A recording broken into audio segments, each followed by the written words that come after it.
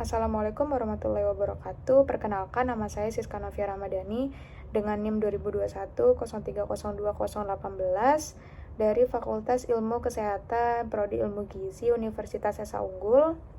Pada kesempatan kali ini saya ingin sedikit mempresentasikan atau menjelaskan mengenai materi keterampilan membaca dalam rangka menyelesaikan tugas UAS Bahasa Indonesia yang telah diberikan oleh dosen saya. Berikut penjelasannya. A. Pengertian keterampilan membaca. Keterampilan membaca adalah kapasitas seseorang dalam memahami, menafsirkan, membaca, dan memecahkan kode bahasa pada teks tertulis. B. Tujuan keterampilan membaca. Tujuan keterampilan membaca ini dibedakan jadi dua, ada yang secara umum dan ada yang secara khusus. Nah, yang secara umum ini, yang pertama itu mendapatkan informasi, yang kedua memperoleh pemahaman, dan yang ketiga memperoleh kesenangan. Sedangkan secara khusus, yang pertama memperoleh informasi faktual, yang kedua memperoleh keterangan tentang sesuatu yang khusus dan problematis, dan yang ketiga memberikan penilaian kritis terhadap karya tulis seseorang. Yang C, masalah umum dalam keterampilan membaca. Yang pertama, faktor fisiologis. Faktor fisiologis ini mencakup kesehatan fisik, pertimbangan neurologis, dan jenis kelamin. Yang kedua, faktor intelektual. Faktor intelektual merupakan suatu kegiatan berpikir yang terdiri dari pemahaman yang esensial tentang situasi yang diberikan dan meresponnya dengan tepat. Yang ketiga, faktor lingkungan. Nah, faktor lingkungan ini juga dibedakan lagi jadi dua. Yang A, latar belakang dan pengalaman anak di rumah. Yang B, faktor sosial ekonomi. Nah, latar belakang dan pengalaman anak di rumah ini kenapa bisa berpengaruh? Menurut Rubin, orang tua yang hangat, demokratis, bisa mengarahkan anak-anak mereka kepada kegiatan yang berorientasi pendidikan, suka menantang anak untuk berpikir, dan suka mendoakan anak untuk mandiri merupakan orang tua yang memiliki sikap yang dibutuhkan anak sebagai persiapan yang baik untuk belajar di sekolah. Dan yang B, faktor sosial ekonomi. Nah, menurut beberapa penelitian juga memperlihatkan bahwa status sosial ekonomi siswa mempengaruhi kemampuan verbal siswa. Karena semakin tinggi status sosial ekonomi siswa, semakin tinggi pula kemampuan verbal siswa. Yang berikutnya, yang keempat, yaitu faktor psikologis. Nah, faktor psikologis ini juga dipengaruhi oleh tiga. Yang pertama, itu motivasi.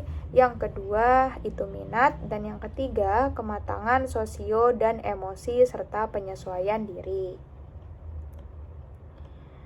Berikutnya ada jenis-jenis membaca. Nah, membaca ini ada macamnya juga loh, atau jenis-jenisnya. Yang pertama ada membaca nyaring. Menurut Tarigan, membaca nyaring adalah suatu aktivitas atau kegiatan yang merupakan alat bagi pembaca atau pendengar untuk menangkap serta memahami informasi, pikiran, dan perasaan penulis. Nah, pembaca nyaring juga harus memiliki keterampilan menafsirkan bahan bacaan, serta kecepatan mata dan pandangan mata. Dalam membaca nyaring pun, pembaca dituntut untuk memiliki kemampuan mengelompokkan kata-kata dengan baik dan tepat agar jelas maknanya bagi pendengar. Yang berikutnya, ada membaca dalam hati. Membaca dalam hati dibedakan atas membaca ekstensif dan membaca intensif. Yang pertama dulu nih, yang membaca ekstensif. Membaca ekstensif berarti membaca secara luas, yaitu membaca sebanyak mungkin teks dalam waktu yang singkat. Tapi membaca ekstensif juga punya tujuan loh.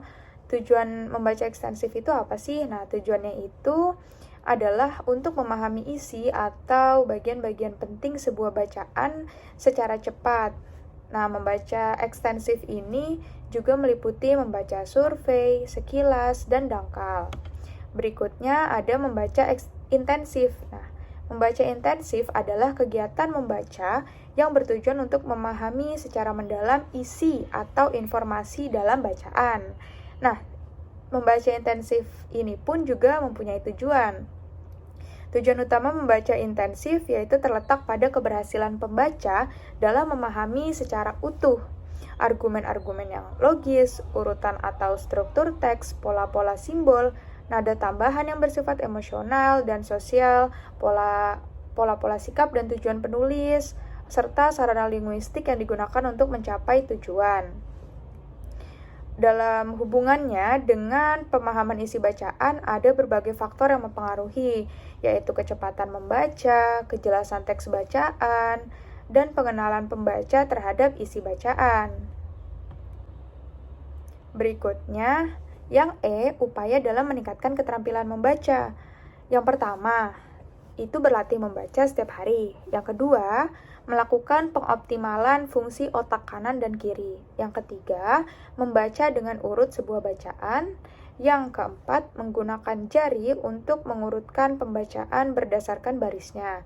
Yang kelima, membuat mata terlihat dan terbiasa dengan jalan membaca. Yang keenam, menggunakan pencahayaan yang cukup ketika membaca. Yang ketujuh, menciptakan suasana yang nyaman. Sekian video presentasi yang dapat saya sampaikan. Saya mohon maaf atas kesalahan dan kekurangannya, dan terima kasih atas perhatian Bapak atau Ibu. Wassalamualaikum warahmatullahi wabarakatuh.